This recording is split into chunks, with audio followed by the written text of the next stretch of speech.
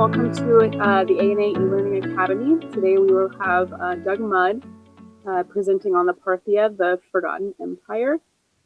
We will not have you, we'll have you muted for this, so if you have any questions, please put them in the chat or in the Q&A, and I will read them to Doug at the end. And without further ado, go ahead, Doug. Hello, everyone. I hope you're ready for an interesting story about Parthia, the Forgotten Empire. My name's Douglas Mudd. I'm the curator and museum director of the ANA Money Museum, the Edward C. Rochette Money Museum. And I've been very interested in Parthia and its history for many years. And this is the result of several seminars and classes I've done over the last pretty much 20 years. So I hope you enjoy it. Necessarily, it's an introduction because we don't have enough time to go in serious depth, but here we go. So the coinage of Parthia and its subkingdoms. The Parthians created an empire which at its height presented Rome with a serious challenge for control of the Middle East. They were the only civilized power to withstand the might of Rome at its height. Some of the greatest defeats ever experienced by the vaunted Roman legions were at the hands of the dreaded Parthian horse archers and cataphracts. The same Romans who had conquered Carthage, Macedon, the Seleucids, and the Gauls feared the specter of fierce Parthian horsemen for over 200 years. They even used the Parthians as a boogeyman for telling their children tales to keep them in line. This presentation will answer the following questions through Parthian coinage. Basically, who were the Parthians, whose empire stretched from India to Mesopotamia? How is it that a people who created an empire which lasted for almost 500 years have been so nearly forgotten?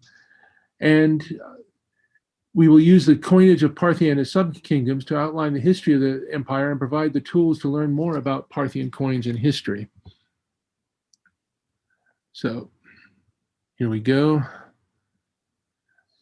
The Parthian kingdom began with the election of Arasakis I to the kingship of the Parni around 250 BC, thus founding the Arsacid dynasty. The Parni were a branch of the Dahe, which was a tribe of the Scythian Confederation, which had moved to the region adjacent to the Seleucid Empire in the region of the Caspian Sea, near what was known as the province of Parthia, during the first half of the 3rd century BC. These Scythians were nomadic horsemen who occupied the region between the northern coasts of the Black Sea and the Caspian. They were famed for their horses and horsemanship. Here's a map that gives you an idea of the size of the empire at the beginning. So here we have a map showing the Mediterranean on the far left and the borders of India on the far right. This is the Seleucid Empire at the center. So this is the Seleucid Empire around 275, the early 3rd century BC. Parthia was a province in the north central section, as you can see to the right of the Caspian Sea. Now, Parthia, to give you a little bit more geography, at its greatest extent, which is around the 1st century BC, extended not quite to the Mediterranean in the west, and right through to what is now central Afghanistan, and up into Central Asia, along the shores of the southern Caspian Sea, and then down to the Persian Gulf, not quite to the Gedrosia, which is a desert province in the south, just north of the Arabian Sea. Parthia was plagued throughout much of its existence with civil wars as various royal princes contended for power, with the result that rulers after Mithridates II rarely had the freedom to expand the empire. Even under a powerful ruler, Parthia was not a fully unified empire. They couldn't muster all their resources because they were spread out either in contending subkingdoms or through civil wars. These subkingdoms were ruled by kings as vassals of the Parthian king of kings. That was the title that was used by the middle and later Parthian kings. It was a title inherited from the old Achaemenid Persian Empire. Now, this gives you an idea of the geographical extent of the empire. So next, we will talk about the coinage. Now, the standard coin of the Parthians was a silver dram of Attic weight, about 4 grams. These coins were the basis for trade and large transactions.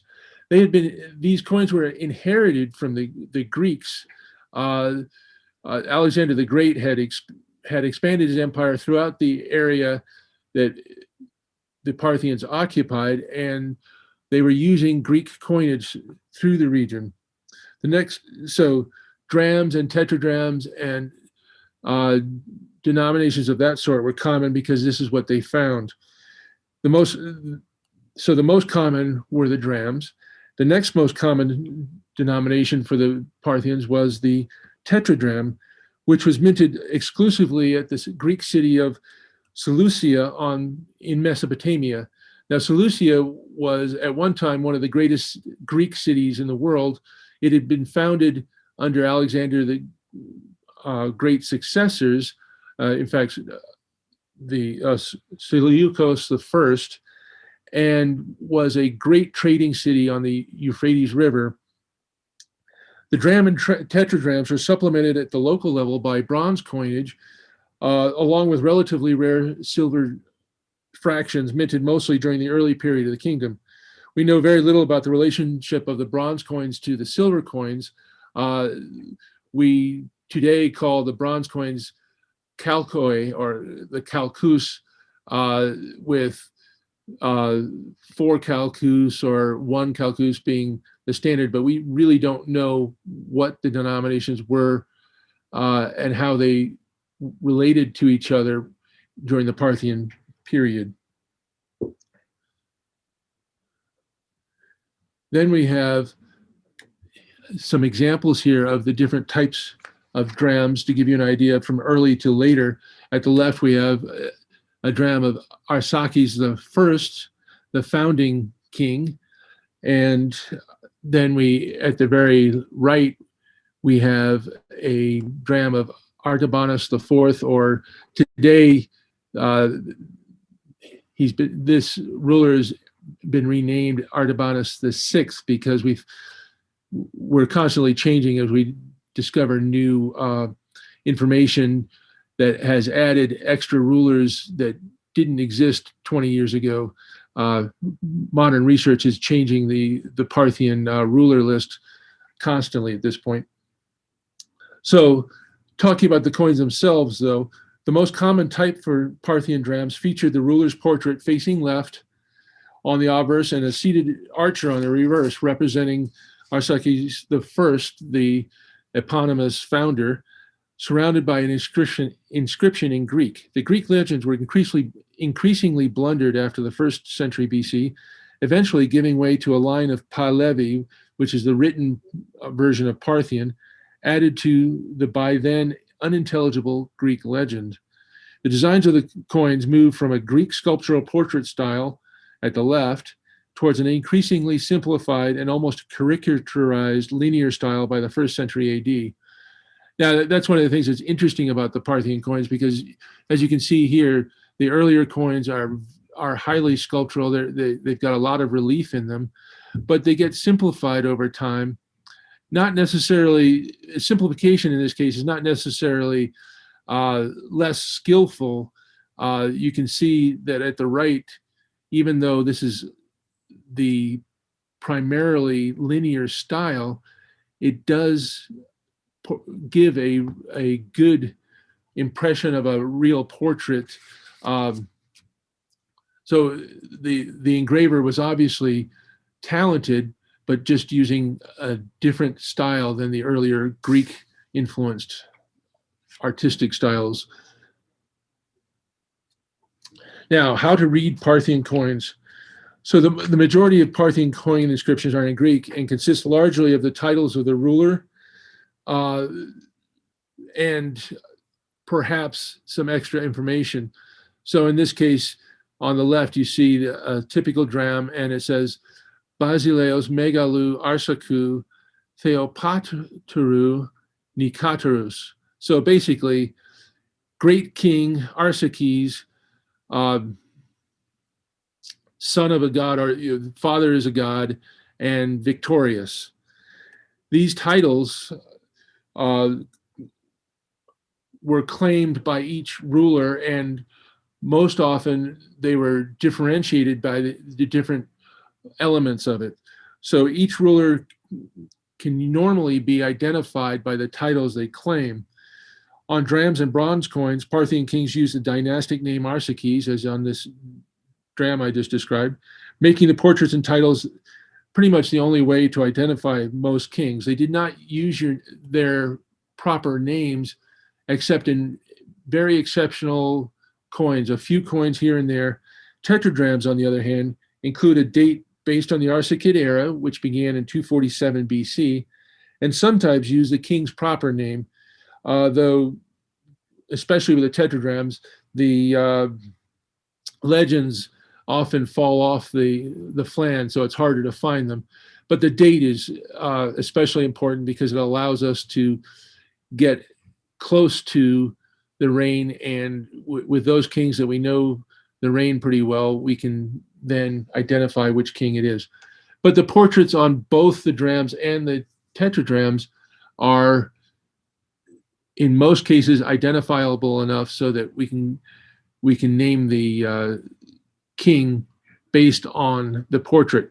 Not quite the same as the realistic portraits of the Romans or Seleucid Greeks or others, but close enough where there are characteristics that we see on them, either elements of their headgear or stylistic elements, including things like the shape of the nose, stuff like that. So, moving on. Now, starting from the early 1st century BC, the Parthians began to use mint marks on their coins, and these continued in use until the end of the series. And this is with the drams and some of the bronze coins. However, after the early 1st century AD, the symbol for the Ekbatana mint, which is the A with a slash across the top and the dot in the middle, as you can see here, became a frozen part of the design for most Parthian drams. And so by the late 1st century AD, the mint marks no longer appear except for the Ekbatana mint mark, regardless of where they were struck. So here, this gives you an example of a few of the different marks. There were a couple of dozen mints used in the Parthian Empire throughout its existence. So here you have the Kangavar mint, the Ragai mint, Trajan, Susa, which is in the south, the Merv mint, which is in the far northeast, and the Mithridatkart mint. You also had a royal mint symbol that was used for coins struck at the royal court, wherever it happened to be. The Parthian emperors the king of kings, tended to travel between their cities, in particular Ekbatana and Seleucia and some of the other cities that had been capitals under the Persians or were major cities at the time. So Ctesiphon, Susa, places like that. Now, there were exceptions to the normal run of the Parthian coins, and here's just a couple of them that we'll talk about. In the case of Mithridates I, who was the great conqueror who expanded the Parthian Empire to its great extent, starting with Mesopotamia and moving westwards and then moving eastwards into Afghanistan, his coins feature his portrait facing right instead of left. No one is certain of the significance of this, but it was a major change. And he also featured Heracles, on the reverse of his tetradrams and his rare series of drams. The influence of his conquests of the previously Seleucid-controlled Mesopotamian and Syrian areas is shown quite clearly here, because the portrait is very much in the Greek style, and the fact that he uses Hercules is significant. In this case, the legend reads, "Great King." I'm trying to read it right here sideways, and I didn't. But the key element is the last word is Philhellenos. So he was a lover of the Greeks, showing where his influence came from. And basically, what he was trying to do was make friends with the new Greek subjects he had under his control, and hopefully ensure their loyalty to the new arrangements. On the right, we have a dram of Vonones I. Now, Vonones I is an interesting character in that the style of his drams are very different from the style that was being used at the time. And this is because he was influenced quite a bit by the Romans. And it turns out that Vonones I was the son of Phraates IV. He was taken as a hostage when the Romans and the Parthians made peace under Augustus in the around 25, 27 BC. He was among several of the Parthian princes that were taken. And after the death of Phraates V, the Parthians were at a loss for finding a ruler. Basically, Phraates V, known as Arasakis, he and his mother had been very successful in wiping out any of the Arsacid contenders for the throne in order to protect the throne for themselves. Well, when he was in turn murdered along with his mother, the Parthians requested an heir from the Romans, and they sent Vonones I. Vonones came, and unfortunately for him, he was Romanized, and the Parthian nobility immediately took a disliking to him. So he had a very short reign of about 4 years before he was kicked out. But his coinage is interesting because it includes a legend on the obverse, basically giving Vonones his name. So King Vonones is what you read above his head there. And then he chose a Western style of reverse, in that he shows victory with a palm branch, so victory resulting in peace, because during his short reign, he was able to defeat one of his rivals, who then came back later and won. So this is sort of ironic. So he wins the first couple of battles against Artabanos II, or now renumbered Artabanos IV, and issues this coin, and shortly afterwards loses his throne to Artabanos. So there's an unusual example of one of the Parthian coins. Then we get to the next slide, where we have a couple of more examples. Now here we have Arasakis and Musa. Arasakis is that Phraates V, who, when he was murdered, Vonones replaced. Well, the story of Arasakis is that he was the son of Phraates IV and a woman named Musa. Well, Musa was a a Roman slave girl who had been presented to the Parthians and had become part of Phraates the fourth's harem, and she had been very successful in becoming his favorite wife. Unfortunately for Phraates IV, she was also very ambitious. So once her son by Phraates had grown to the appropriate age, he was, I believe, he was 18 when he was able to take the throne. Arasakis and Musa plotted and had Phraates IV murdered, along with as many of his brothers and closer relatives as they could reach. Well, the result was, in coin terms, the first and only drama of the Parthians, which featured a queen, because Musa set herself up as the reigning queen, and supposedly Arasakis and Musa married each other to cement the bond that would protect them as far as the having the royal prerogatives. So here you have Arasakis on the obverse with two victories presenting a laurel wreath to him, and on the reverse you have Musa with an interesting crown and her titles.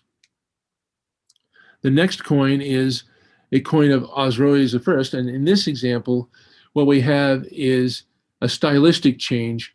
So the Parthians always had a beard, and with the exception of just a few of the rulers, they always showed a long beard, and they had plentiful hair. Their hair was fairly curly from the depictions that we see on the coins and in statues and other images.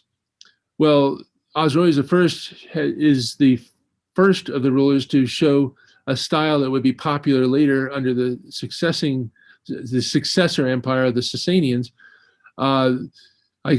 It's basically a very curly hairstyle where the hair is divided into three poofy balls, is the best way I can say it, almost like an afro divided into three parts. So you have a left and a right, and then a top part.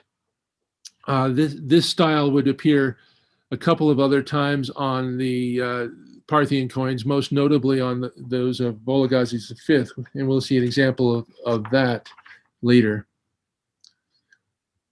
Now, scattered throughout the Parthian coinage series are a few that feature facing heads. Again, we're not sure why facing heads were chosen, but they do provide an interesting variation to the normal. So here we have examples of 4. Now, some of these rulers used the facing head exclusively, while others combined the facing head with the more normal left-facing portrait. So we have Darius / Phraates III. We're not exactly sure which ruler this is, but his coinage is rare and very collectible, beautifully done frontal portrait. Artabanos II. Now this is the rival to Vonones I. He was famous as one of the Parthian rulers who had escaped Arasakis and Musa by going across the border to the north and joining his Scythian relatives. So he became a nomadic ruler and celebrated this because of his fierce warrior-like qualities, especially when opposed to Vonones I, who had these Western Romanized qualities, which the Parthians didn't really appreciate much. He did things like ate while lying down, as the Romans would do, as opposed to preferring to hunt and sit in a regular chair or throne. So Artabanos II issued these coins shortly after defeating Vonones I and starting his reign, which lasted for 30 years.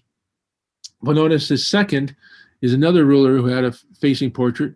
All of his coins appear very much like this, often off-centered to the bottom, as you can see here, where you have the flan extending well beyond the border on the upper side, but at the bottom, part of the design disappears.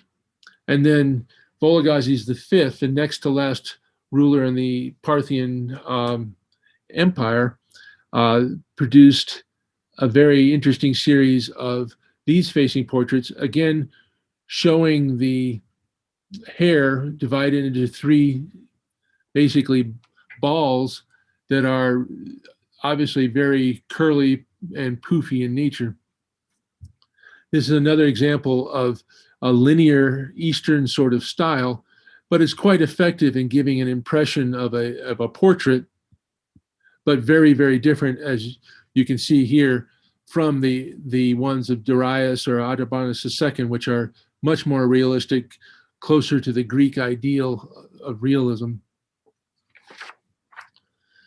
Now, as far as the number of Parthian rulers, there's basically 43 Parthian rulers known to historians today. This is changing a little bit here and there as we find more information, especially in the earlier series of the rulers before Mithridates I. There have been a few extra rulers that are identified on coins, which previously we had the names for, but we didn't have any coins for. Not all of these kings were sole rulers in the empire. Some were usurpers who only managed to control parts of the vast territory.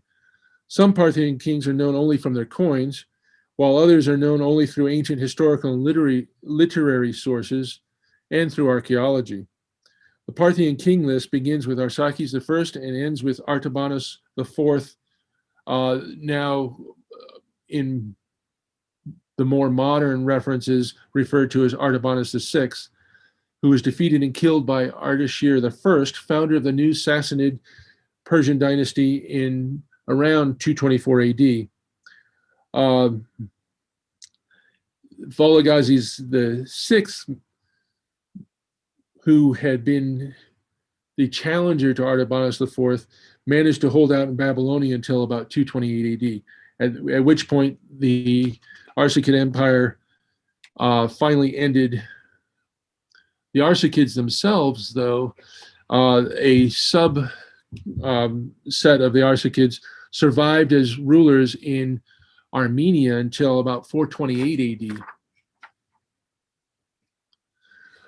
So here we have a great example of the coinage of Arasakis I. We see him wearing the traditional headgear of the nomadic horsemen, the Scythians and the other tribes that lived in the Central Asian plains, the steppes. He's wearing a bashlik. So this is a soft felt hat with ear and neck pieces designed to keep you warm, basically. And this is the headgear that they adopted as their early symbol of who they were. Now, interestingly, this headgear has a diadem, the Greek version of a diadem across it. So if you look at the head, you'll see the two lines and then the dangling ribbon behind. That is what the Greeks called a diadem, and that's what they used to symbolize a king. This would be a white cloth that was tied across the head with the knot at the back. And for the Greeks, this was equivalent to what we consider a crown today. It's the mark of the king. Now, the reverse features Arasakis himself holding out a bow while sitting on a backless throne. This would be the basic style for the early coinage, and the image of Arasakis on the throne would become the standard image used for the rest of the dynasty, though the direction of the archer changes from facing left to facing right. And here's an example of the last coinage of the Parthian Empire. Here we have Artabanos IV or sixth. Now, here you'll see the design has changed considerably. It's a linear design with a little bit of relief, but not very much, just at the cheek, underneath the eye, and a couple areas.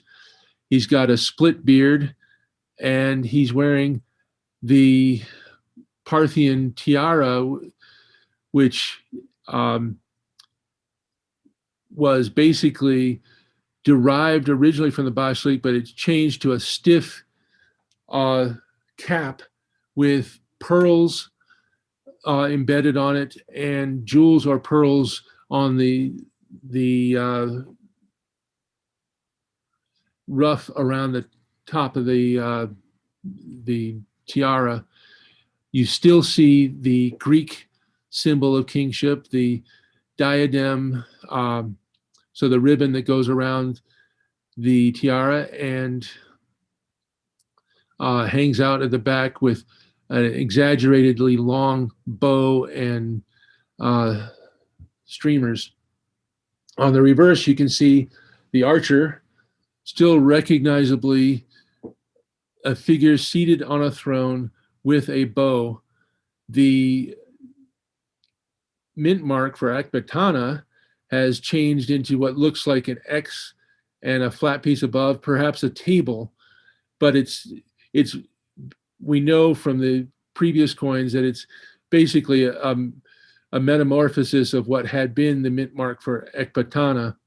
The writing has now converted to a Parthian script at the top with garbled letters around the king, basically representing the old Greek, but the engraver had no idea how to read or write Greek, so they become meaningless symbols at this point.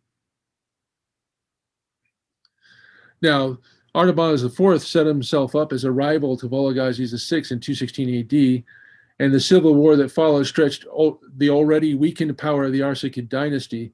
Artabanos defeated the Roman Emperor Macrinus at Nisibis in 217 AD, which shows that they still had quite a bit of power, but the effect of the civil war was such that the Sassanians were able to defeat the Parthian army at Hormuzdagan in 224 AD, thus officially ending the Parthian Empire.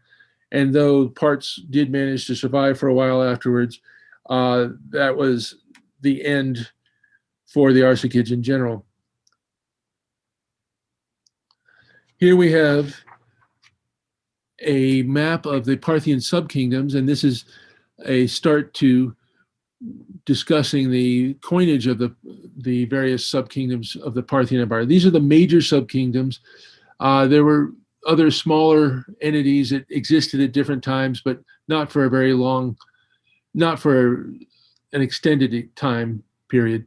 So these are the ones that lasted throughout most, if not all, of the time period of the Parthian Empire.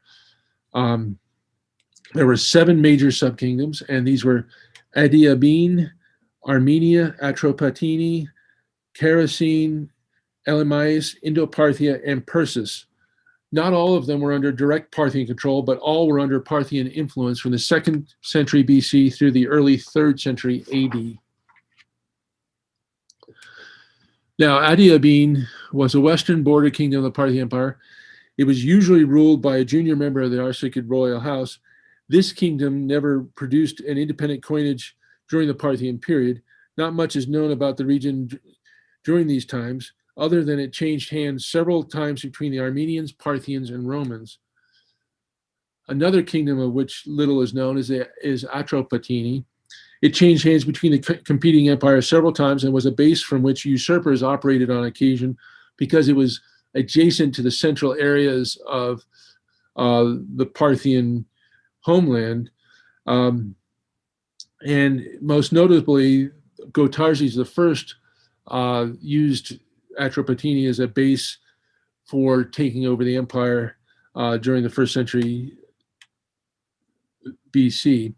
The ancient province of Media, which was the predecessor to the Achaemenid Persian Empire, was based in this province.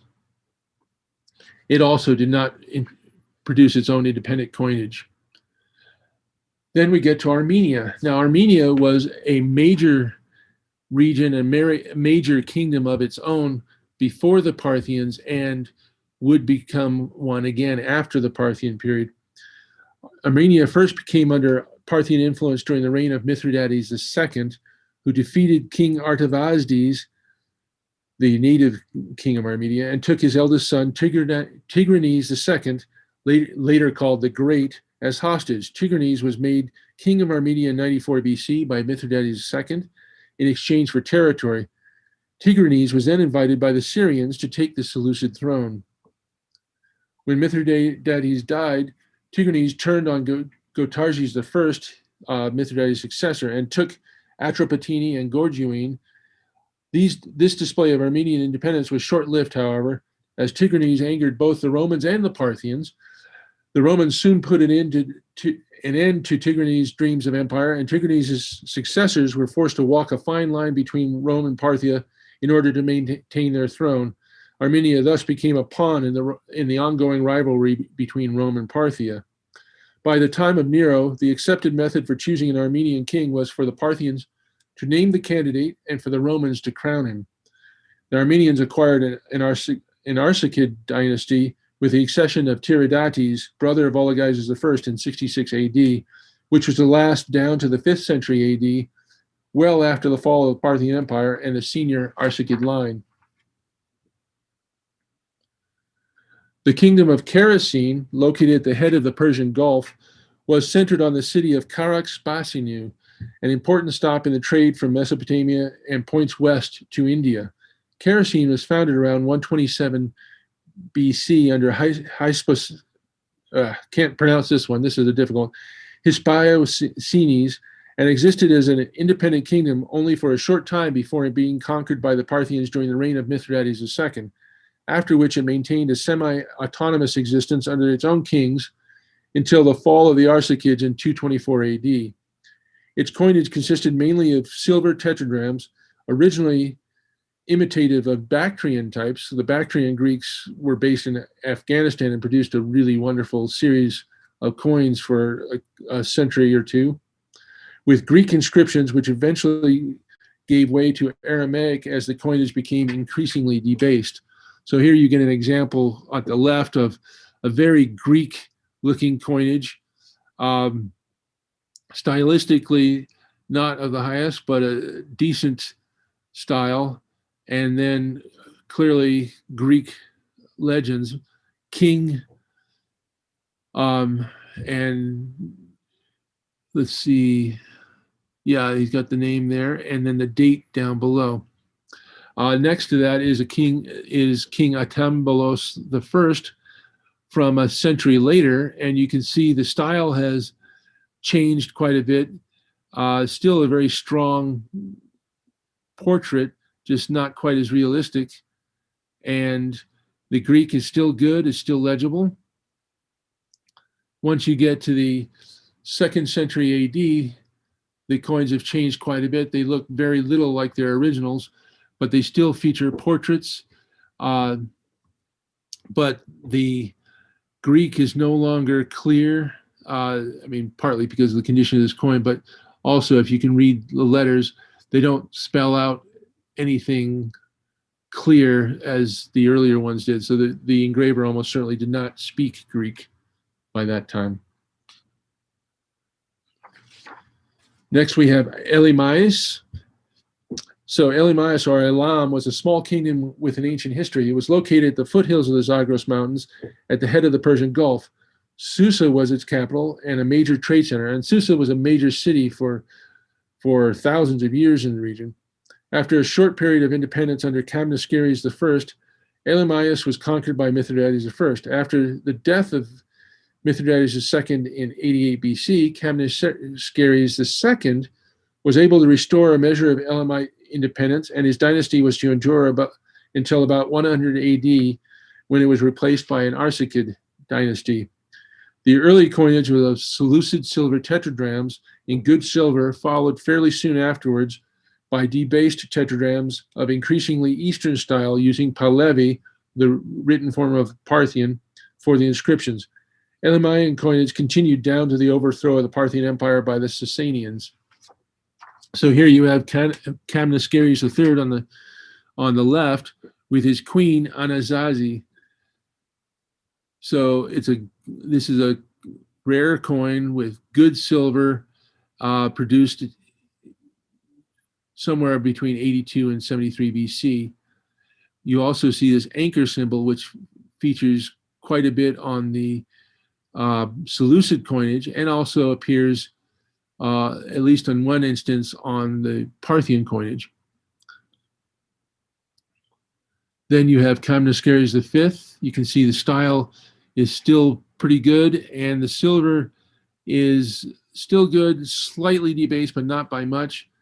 And eventually, once you get into the 1st and 2nd century AD, you get purely bronze coins. In this case, another tetradrachm, so it's a large coin, which is very much the same as the drams. They have a very similar look, just the size being different. And you can see the Pahlavi here at the left-hand side of the portrait. And the king is wearing a Parthian-style tiara.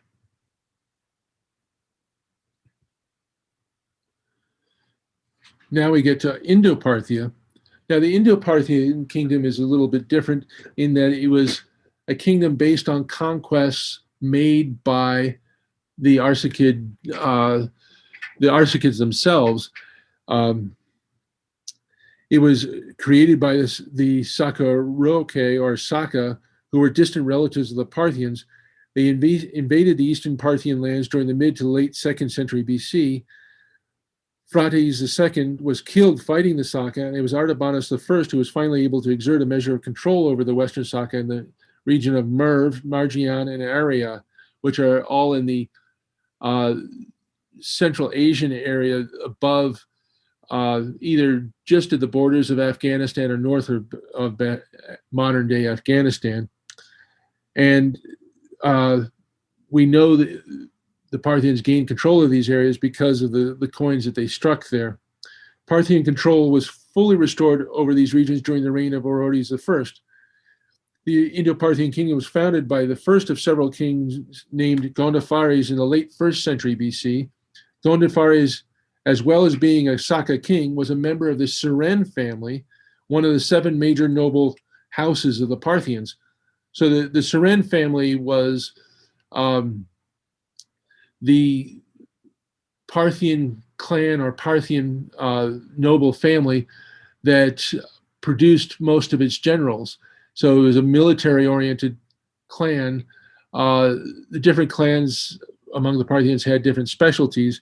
The Arsakids were the ruling clan, but the Seren tended to be the generals of the army, and one branch of them basically took over the eastern portions of the Parthian Empire and expanded them. So they were based in Sakistan on the eastern borders of the Parthian Empire. They expanded to the east, sometimes as a vassal of the Parthians and sometimes independently, eventually stretching to Pakistan and northern India. Indoparthia suffered major defeats at the hands of the Kushans in the late 1st century AD, and eventually the kingdom was reduced to the area of Sakistan and Arakosia in western Afghanistan until their conquest by the Sassanid Persians in the 3rd century AD. So here you get some examples of the coinage. The earliest coinage is basically a barbaric imitation of some of the earlier Parthian coins, but they were followed soon after the foundation of the kingdom by Gondophares, by very Parthian-looking coins, such as this by Ubazanes in the early 1st century AD. This is good silver as opposed to the bronze of the earlier period, the earlier kings in that region.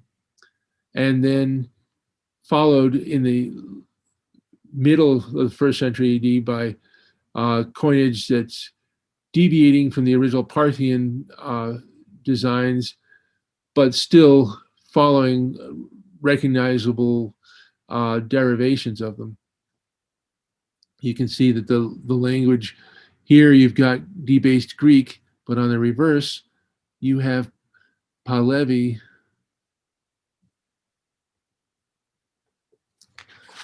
Persis was the successor. Well, Persis was the remains of the old Achaemenid Persian Empire. It was a much reduced kingdom, basically province-sized. Now, it was the heart of the old Achaemenid Persian Empire and the center of Persian culture, religion, and language. Ctesiphon was centered there. During the late 3rd century BC, Persis was able to regain its independence from the Seleucids and began from the Seleucid Greeks, so the successor empire to Alexander, and began producing their own Greek-inspired coinage with Aramaic inscriptions. Persis was incorporated as a subkingdom of the Parthian Empire during the mid-2nd century BC, though Persis continued to mint its own distinctive series of coins, which gradually took on some of the appearance of Parthian coins. Persis was eventually able to defeat the Arsakids, and under Ardashir I found the Sassanian Empire, which was going to be a major rival to Rome. So with the Persis coinage, you see the distinctive headgear of the early period, a flat sort of hat with a half moon ornament at the top. So this is Dareb the First, a hemidram of the period 125 to 100 BC. The image on the back is related to the earlier images that were used on Persian coins. So it's a debased version of a temple with figures that is changed out of all recognition. So Dareb II in the 1st century BC issued a very Parthian-looking coin with a portrait that could easily be mistaken for a Parthian portrait. So it's got the Parthian-style headgear, and beard, and the torques around the neck. The reverse, however, remains very distinct. There's a altar with an attendant to the right, and then an early form of Persian lettering that would appear in the Sassanian coinage of a few centuries later, actually.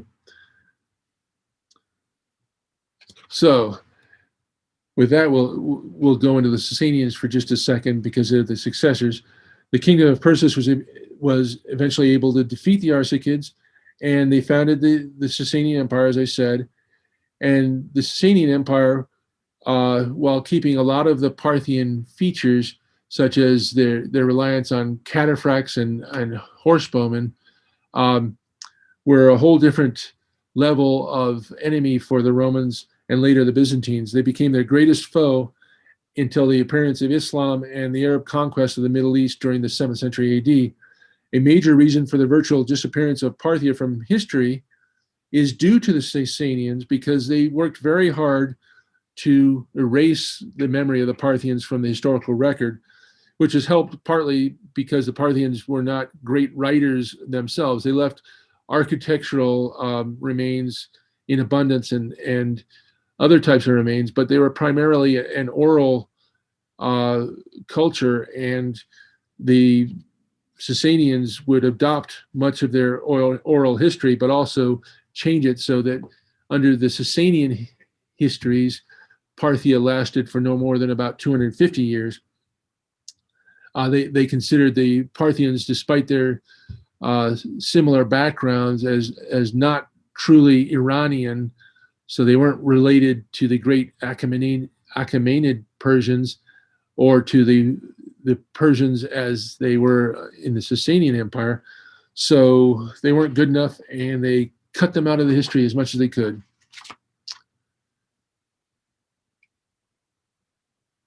Now we'll go on to a discussion of the rivalry between Rome and Parthia, which I've alluded to several times here.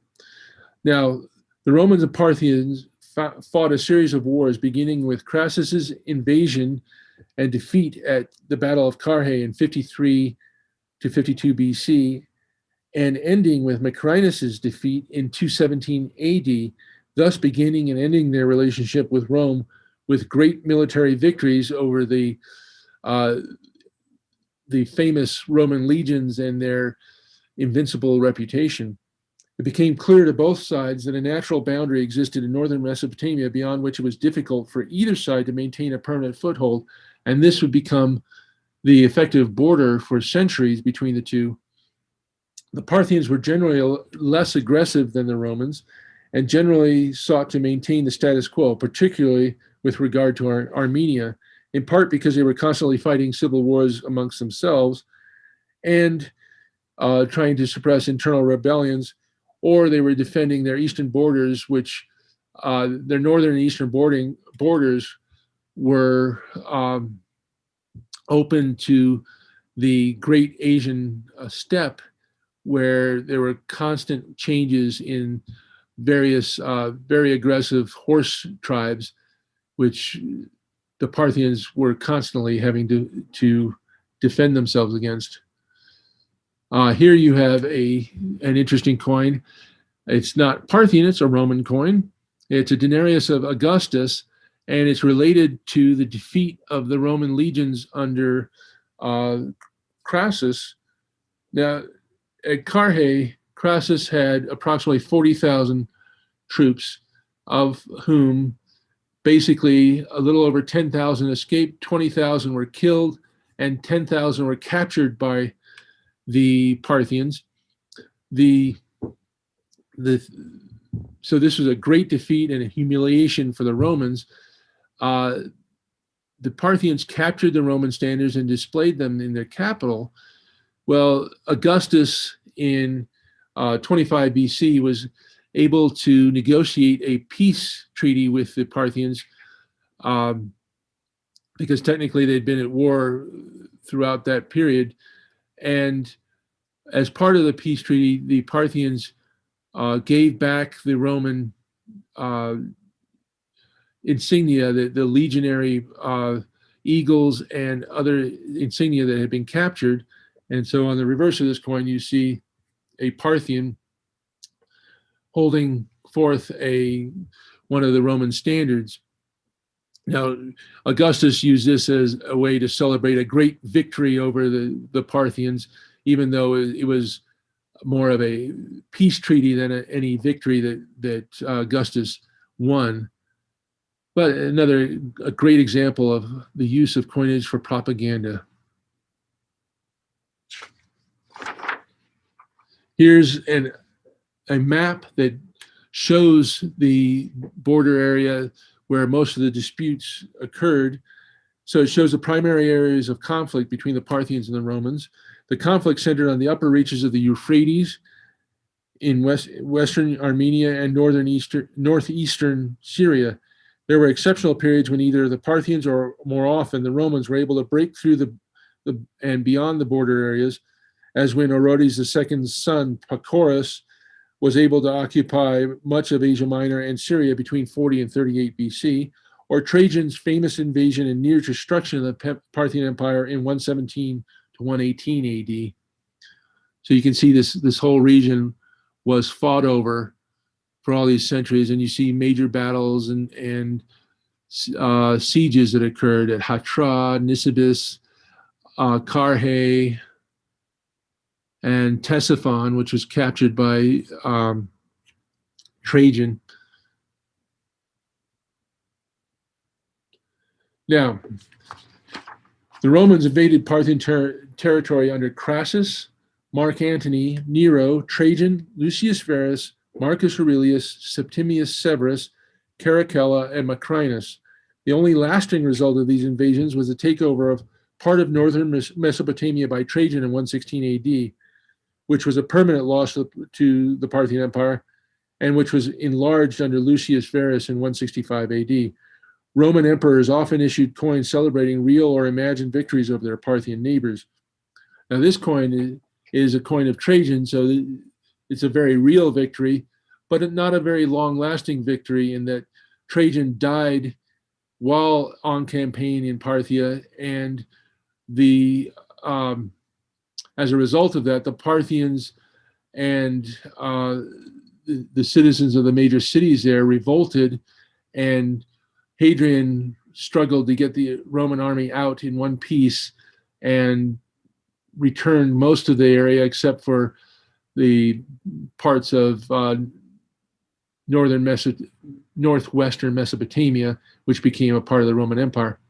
Now, this coin shows Trajan with all of his titles, and you can see he was getting, as he was conquering more areas, his titles kept growing to the point where the legend had to be produced in smaller and smaller letters. And here he's the best prince, Augustus, and conqueror of Germania, Dacia, Parthia, and then his titles after that. The reverse is what's most interesting, though. This is the Rex Parthis Datus Sistertius. So basically it shows Trajan seated on his curial chair on a dais, a platform, with his advisor behind him, and below him, standing on the ground, is his candidate for the ruler of the Parthian Empire. And so this is Parthia, who Trajan chose to become the king of kings of Parthia. And Parthia is being presented to the Parthians in the form of the kneeling Parthian at the left of the coin. So a very interesting piece that shows how at least the Romans viewed their relationship with the Parthians. Parthia did not long outlast Trajan in that he was forced off the Parthian throne and eventually was made king of Armenia, which he ruled for a few years after this period. Now, the Parthian legacy has been remarkable, considering how little is remembered about them and the fact that they were quintessentially a nation of horse warriors separate from their more sedentary subjects, and remained so right to the end of the kingdom. Their army, for example, started out at about 50,000 horsemen, is about the maximum that they could put together, and at the end of their period, almost 500 years later, they could put approximately the same number of horsemen that were of true Parthian descent. Their coinage were the medium through which Western, in particular Greek, ideas of coin design were transmitted and transmuted in the Middle East from the Euphrates to the Indus and beyond. So you see Parthian coinage spread across a vast region, going into China, into India, and influencing the designs of coins in India and into Central Asia as well for centuries. The Parthians developed one of the first feudal systems on record, which was inherited by the Sassanians and thence to the Arabs.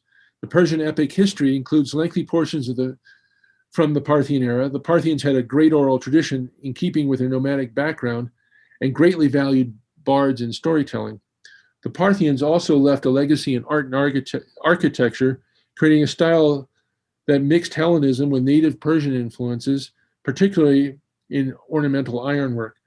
There is even a small literary legacy with the Parthian shot, quote unquote, a phrase taken from Parthian horse archer tactics in which the archer would pretend to flee, to run away, and while riding away, fire over the back of their horse as illustrated in the graphic above. So here you have examples of the two types of military troops that the Parthians were famous for. They're cataphracts, which were fully armored horsemen, amongst the first that we know of. The Medians had started the process, and the Achaemenid Persians had some armored horsemen, but the Parthian armored horsemen were more fully armored than anything before, and so The horsemen themselves are armored head to foot in iron or bronze. They carried long spears, and they rode very large horses, which the Parthians were famous for. And these horses were large and strong enough to be able to carry a coat of armor, basically a padded armor with scales on them to protect them from archery, and allowing the horses and the horsemen to go into hand-to-hand combat relatively safe from damage. Then you had the horse archers, for which the Parthians are most famous for. These would form the majority of their army, and were extremely fast and very accurate with their bows, making the army a very formidable force if you fought in the open fields. However, they were never very good at siege warfare, which made it very difficult for them to defeat the Romans. On the other hand, the Romans didn't have very much good cavalry, so it was hard for them to defeat the Parthians. And with that, that's the major discussion. The last thing I'd like to talk about is some of the references for the Parthian coinage. There are a number of books that have been produced on the Parthians that are available. But the key books for numismatic purposes are David Selwood's The Coinage of Parthia, the second edition from 1980. So it's an old book. In some parts, it's been superseded as far as the sequence and attribution of some of the earlier coins in particular, but it is still the best handbook out there about the Parthian coinage, and most useful if you're intending to start a collection. Fred Shore in 1993 produced the Parthian Coins and History, which is the other standard handbook that most people have used since 1993 to collect Parthian coins. Both of the books are out of print and relatively hard to find, with the Parthian Coins and History being a little more difficult. But Parthian Coins and History is notable because it has a decent history of the Parthians, and it has a great set of photographic images of most of the types. Selwood's book, The Coinage of Parthia, does as well, and is more complete in the different varieties it identifies. But the two of them together, I would say, is essential if you want to collect Parthian coins. When it comes to the more modern references, there are a couple of books there's a catalog, the Syllagae of Parthian coins, which has started, but only has one volume available right now. It's going to eventually be, I think, 7 volumes. So the most important reference that you can have to identify the latest research is to look at the various catalogs that appeared, particularly in C&G. C&G has been involved in the Triton auctions, and a number of the Triton auctions have had extensive series of Parthian coins. And so those auction catalogs are essential. And there have been some other works that encompass the newest research, including the Sunshine Collection, which has a number of Parthian coins that are identified to the latest standards of research. There are also some websites, most notably Parthia.com, which has an extremely extensive series of photos of just hundreds and hundreds of different coins drawn from major collections, from the British Museum to Vienna to the Smithsonian. There are hundreds and hundreds of different coins. Each ruler is represented by, in most cases, at least a dozen or more coins. And so this is a site that's really useful. And then there's other sites like Parthia 1, 2, and 3. that has articles with numismatic. They're historical articles, but often including numismatic information, and they cover a number of different areas. And then you have the Parthia in Iran at www.frisian.com, which includes information on all of the Iranian Persian dynasties. Well, with that, I will stop, and I welcome any questions through chat, or I think, Logan, you were going to turn the sound on so people could ask questions orally. I think this time maybe we should try that one in a test first, but I do have some questions in the chat and the Q&A already. Great. Is it possible to obtain copies of the slides? If not, you guys can always rewatch this on YouTube or on our website within the next week or so. Yeah, so this will be available on our site so that you'll be able to see the video of this. If you'd like to get, I can give you my notes and things like that.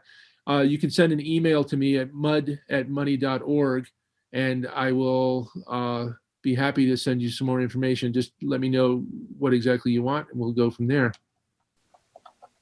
I'm just putting your email in the chat, so if anybody needs to get a hold of Doug, there it is. Did the Parthians fight the Arabs in any war? And by Arabs, I mean I'm not going to pronounce these correctly, so I apologize. The Nabatean or the Hymorite empires? Yes, the Parthians did not extend directly far enough down to fight the Nabateans or the Himyarites. However, they did fight against the Arabs, the northern Arabs, basically those Arabs that were associated with cities like Hatra in the southern Mesopotamia, but north of the great deserts of Saudi Arabia and all that. Okay. Sorry. How extensive is your collection of Parthian coinage? My personal collection is not terribly extensive. I've got about 70 coins. I focus primarily on getting an example of a silver dram from each ruler, and then I collect selected tetradrams and the minor silvers and coppers wherever I can find them. So it's very select in that I don't have lots of duplication, but I try to get the best possible examples of each ruler. And if there are different varieties, I try to get those. If anybody was watching the CNG auction that just closed yesterday, there was a nice selection of tetradrams, and in particular, a Mithridates the First dram, which is in VF condition, but it's a very rare piece. And unfortunately, I was unable to obtain it. Oh, dang. How much does a Parthian coin cost that is a common coin? Well, that is one of the things that started me on collecting Parthian coins, when I realized in my mid to late 20s that I could own Greek coins, ancient Greek coins or Greek-related coins, for a fraction of what you would think of for Athenian or Syracusan, Sicilian Greek coins. The Parthian coins, I had already been attracted to them because they're interesting, in particular because of some of the caricature-like portraits. I thought that was sort of fun, but I realized that they were available for $50, and you could buy almost any of the common coins. Now you can get Parthian drams that are in nice condition for between $70 and $120 easily for all of the common ones, and it's only a fairly small number of the rare types that go above $1,000. So most types you can get for under $100, and then for under $200 you can get almost every type you can think of the Parthian drams. So they're relatively inexpensive. Awesome. Are any gold coin amongst the Parthian coinage? There are no verified gold coins among the Parthian coins.